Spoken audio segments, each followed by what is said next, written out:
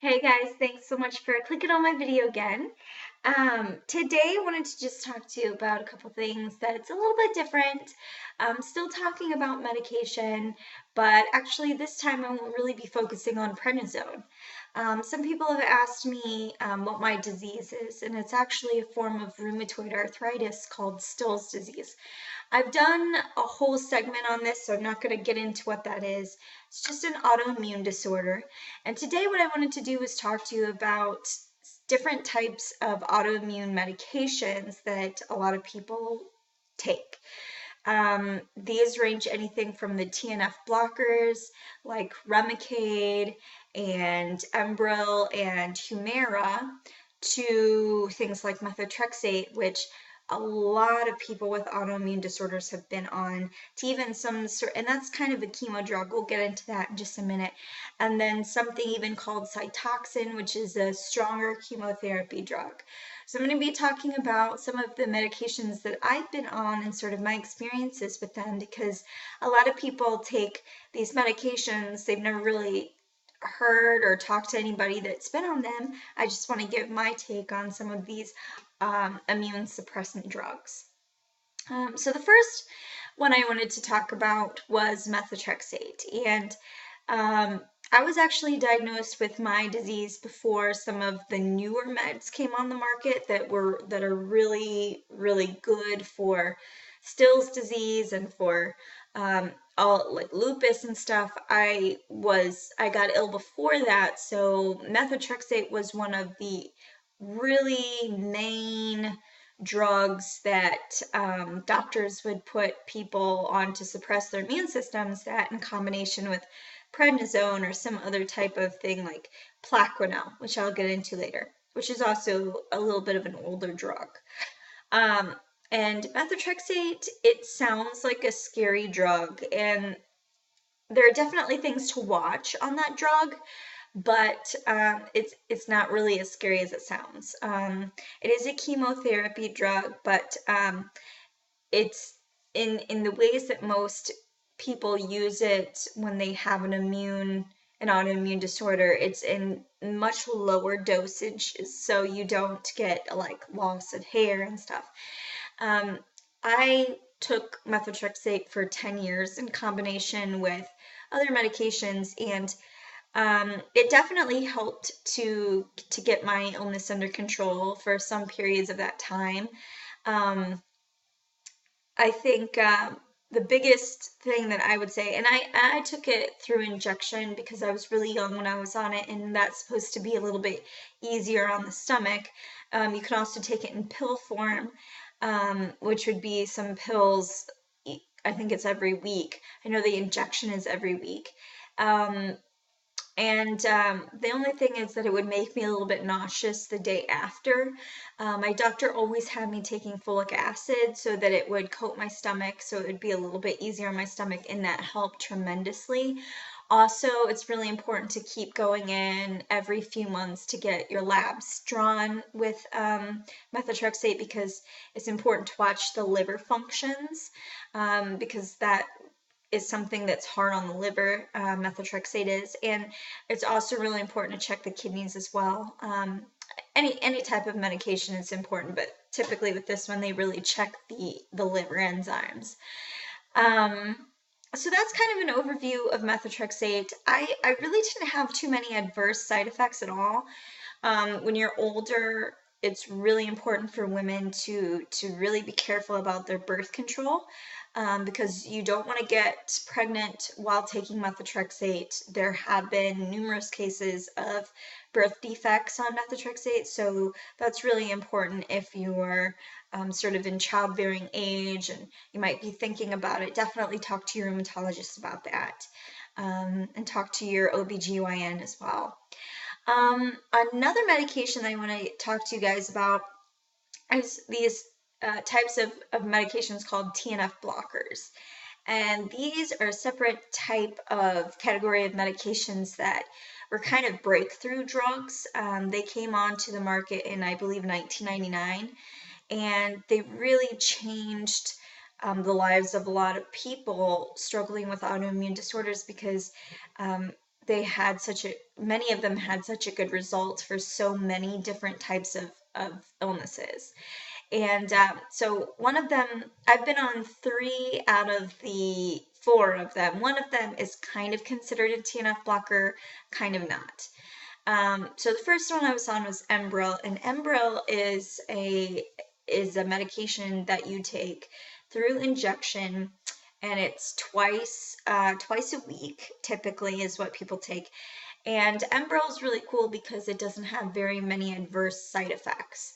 The one thing that they really check on Enbrel is they make sure before you go on it that you get a TB test, because it is an immune suppressant, so you are susceptible to some of these diseases that maybe you wouldn't have necessarily gotten if you weren't taking it, because it certainly does suppress your immune system, especially depending on how high the dose is that you're taking. Enbrel worked really well for me. The only adverse side effect, which I think most people would be totally, completely manageable if it's keeping their illness in remission, is that the site of the actual injection, the injection site, gets kind of raised and itchy and really hot. I do remember that, but other than that, that was really the only adverse side effect I got. The only other thing that's possible, even though we don't know if it was directly related, we think it probably was, but I was also on a lot of prednisone at the time, was that I developed a case of shingles, which was strange being at such a young age. I was, I think, 12 or so when I got shingles, and that's really rare for somebody that young. And it just, it's one of those things where if you have a really suppressed immune system, that's something that can happen, so that you get those weird types of diseases that you wouldn't necessarily get. So Enbrel worked pretty good. I didn't stay on it for too long. I think I stayed on it for 2 years and gradually stopped working for me. But while I was on it, it did do a good job controlling the initial flare, which was awesome. Another medication that I was on was a TNF blocker. It's called Remicade. And Remicade is a little bit different than the other TNF blockers in that it is done through IV. You get transfusions of Remicade, and I was in 10th grade when I got Remicade, and I actually had a really adverse reaction to it. I started developing lupus type symptoms, which was kind of hard to spot because my illness, there are things about it that really act very much like lupus, so it was kind of hard to tell if it was just that I was in a flare or if it was really an adverse reaction to the Remicade. That's something that they say to watch for, is lupus type symptoms, because it can give you all of those type symptoms. I just remember being on lots and lots of Solumedrol, which is the liquid form of prednisone that you get through IV. It gives you big jumps of prednisone, and they were trying to get me this Remicade to build up in my system. If I can remember correctly, I think this is kind of how it works, is you get an infusion the first time, and then 2 weeks later you get another one, and then 4 weeks later you get another, and I think it's 6 weeks after that, or maybe even 2 months or something like that. And I had gotten through, I think 3 doses before they started to see that it was really not helping, and not only that, but it was making me much worse. So I got off of that pretty quickly, but I do know a lot of people, especially people who have Crohn's disease, that Remicade has worked really well for. So it kind of depends on what illness you have, and of course everybody's body is different, so Remicade might be a really good solution for a lot of people. It just wasn't good for me. The other TNF blocker that people typically know as a TNF blocker is Humera. Humera I have not been on because I've been on all of the other TNF blockers, and they decided not to try that one for me because they didn't think it would work. But Humera, I've heard, has done really well, especially for people with like eczema and stuff like that. Also, Enbrel's really good for that. But that's something that you obviously have to talk to your doctor about. I think Humera is also done through injection. I think all the TNF blockers are because they have live cells. That's why they have to be refrigerated and very carefully managed. Um, so Humera, I'm not sure. I don't know a whole lot about, but I do know that a lot of people respond really well to it. The other TNF blocker that's kind of borderline, it came out 2 years after all the rest of them, is a medication called Kineret or anakinra. And Kineret has been like my miracle drug because it has worked really, really well for Still's disease. Not a lot of people have Still's disease, so there's not a lot of people on Kineret. But it has caused me to go into remission more than, you know, 2, 3 times because I've been on and off of Kineret, um, and it always controls it very well for me. There has been a couple times where it definitely helped and I would have been in a much worse way, but they needed to combine it with other medications to really help. Kineret is an injection. You take this injection every day. Kineret's a little bit annoying in that it's a really painful injection, and not to kind of bullcrap you guys, but it truly is a painful injection. I remember I was a junior in high school when and I'd had the same rheumatologist for like 10 years.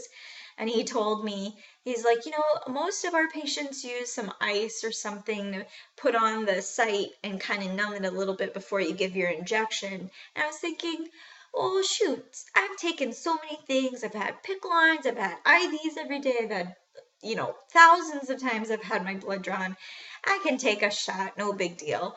And then the first time I got it was like, oh my gosh, it burns. So I would recommend maybe doing that, maybe putting some ice on the site that you're hoping to use. And it even says in the instructions to, because you keep the Kineret refrigerated, is to, you can leave it out for like a half hour for it to get a little less cold. And I've noticed that that really helps to keep the burning down a little bit. So, I kind of cheat where I use the same spot on my leg over and over and over again, and it's kind of like numb there anyway.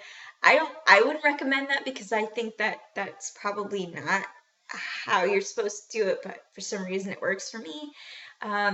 So the only thing that's strange is that that area is really, really tough. So sometimes I can't get the needle in very well. That's my own issue. So Kineret has been awesome drug for me, and it has really helped. I haven't had any adverse reactions to it, but of course I still had to take my TB test before I got on it, and they also have to do a lot of blood tests because they want to check kidney functions, make sure everything's good, because it can be hard on the body and they want to be able to catch it. But I've never had any problems from it whatsoever, so I've been very fortunate. So Kineret's awesome drug. Another couple medications that I've been on that are a little bit more rare for somebody with an autoimmune disorder is I've been on something called thalidomide, and thalidomide is an interesting drug. If you ever read the backstory on thalidomide, if you're interested in medical history and medical information, I would recommend like researching that. It's a really interesting drug. It was introduced back in like the 1950s. They used it for women who had really bad migraines during pregnancy. But they were finding that all of these babies were being born with these really bad mutations, like deformities, all sorts of really bad problems. And they finally linked it back to this thalidomide. So they took thalidomide off the market for a long time, and then in the past maybe 20 years they reintroduced it because they had done all these studies on it still, and they found that it worked really well for people with autoimmune disorders so that it could potentially help them. So they started bit by bit, we're letting it to be back on the market, but it's under really close guard by the government. To get on it, I had to wait a month for approval. You have to have 2 forms of birth control if you are a female of childbearing age. and then you have to do like a survey every month before they'll give you a new prescription. It is just a pill, and even on the box, even on the pill packets, they have like a little picture of a pregnant woman with like a slash through it. That's do not get pregnant no matter what, because you will have a child with a birth defect. So that's extremely important. But for some people, it actually does help. For me, I don't remember it helping all that much. I was only on it for maybe like a year and a half. And then I got sick again, and my doctor was just like, let's try something else. It kind of was a little bit more of a hassle than it was a lot of help. So I didn't really particularly care for that drug. But some people, it might help a lot. So um, another drug that that I had been on for a little while was Cytoxan, and this is a chemo drug. It's in combination with, I took it in combination with my Kineret, my senior year of high school, and that drug um, really helped suppress my immune system. I got it once a month, and that one is a legit chemo drug, so you do have those types of side effects. Now, a lot of lupus patients take Cytoxan and high doses of prednisone when they're first diagnosed because they might have a lot of renal failure or kidney failure, and that's in an effort to reverse it as quickly as possible. I know some people who have taken this, um, and some of them it helped, some of them it didn't help. But Cytoxan's a tricky drug. You have to really, really watch the liver because, and in fact, when you get the transfusion, it obviously it's a chemo drug, so it has to be done through IV. You get a transfusion, and then for hours you just have to sit there, and they give you bolus after bolus of it's really just large doses of saline solution to flush it out of your system to not complete, I mean, it goes into your blood and everything, but they don't want it sitting on your liver or anything like that because it can cause bleeding. So it's a serious drug.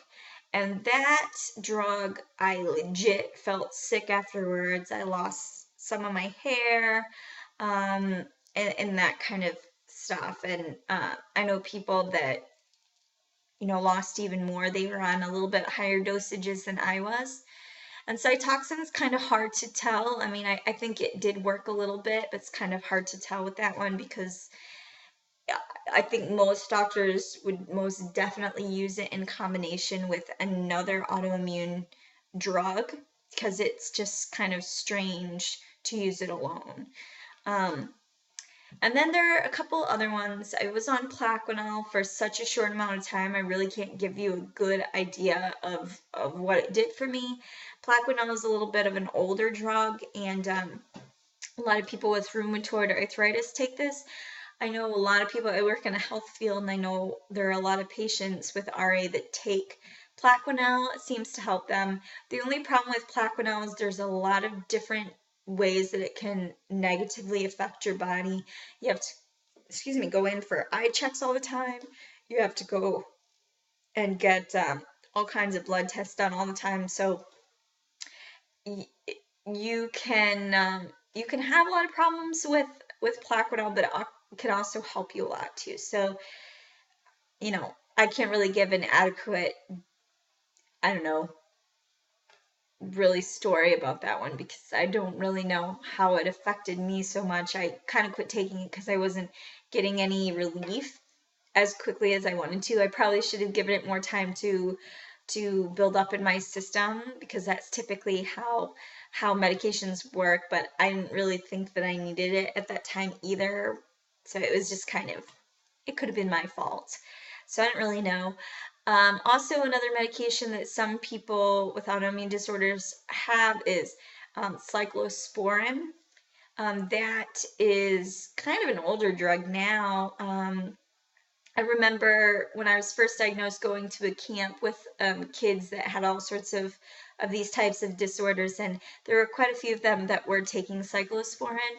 I took it for a complication to my disease, and it helped. That was one of the only known treatments for something called macrophage activation syndrome.